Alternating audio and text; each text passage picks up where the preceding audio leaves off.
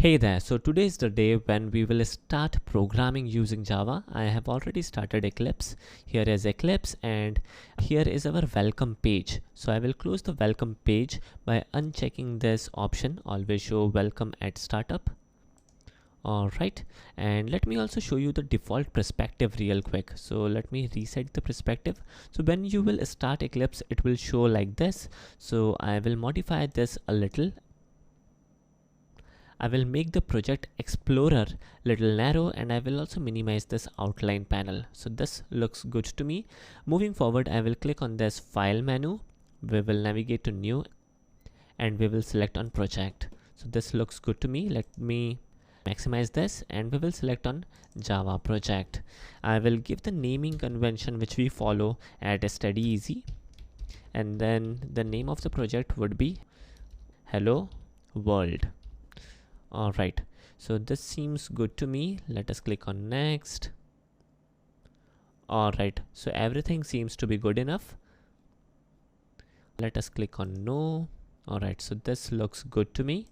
And here is this folder src. I will highlight this particular folder, right click, navigate to new, and we will select class. Alright, and the name of the class could be like hello. We would require the main method, so I will check this option, public static void main method. We will click on finish and this will give us this sweet looking window. Let me pause this video and I will be increasing the font of this code. Here we go. So now we have a larger font for better visibility. Let me get rid of this auto generated stub. Alright, so now in order to print hello world on the console, it is pretty simple.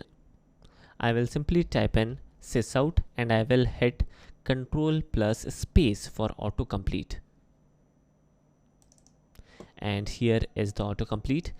Whenever we would like to print anything on our console, then we must use system.out.println. Println is the method, and inside this pair of parentheses we will simply type in hello world. Alright, so this seems to be good enough. Let me save this program and let me run this program. Now in order to run this particular Java file, I can highlight this Java file, right click, navigate to run as, and we can run this as Java application. So this will run this and we can see the output on the console in here. So the output is hello world.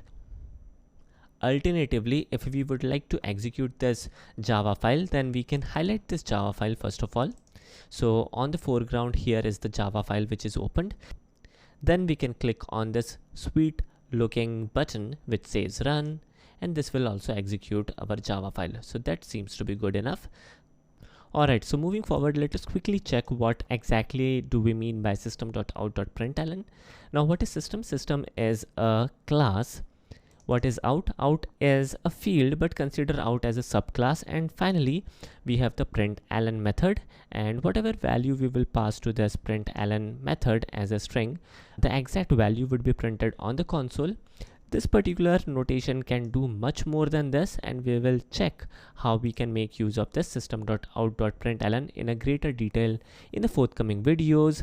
Now friends, there could be many confusions in your mind that why main method needs to be prefixed with system static void, or what exactly is this particular notation. So there could be many confusion in your mind, but don't worry, we will cover step by step these small little details as well, and by the end of this course I am pretty sure that you will be confident in Java.